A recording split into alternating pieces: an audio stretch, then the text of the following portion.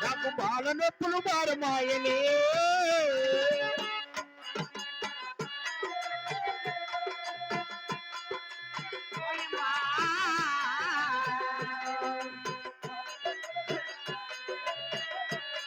అమ్మ గుంట మిట్ట ఎక్కదానమ్మ ఒక్క మిట్టకు నేను ఓర్వదు ఓర్వజాలను తల్లి గుచ్చిన తొందమాయనే ఓయమ్మా బాల నొప్పులు భారమాయనే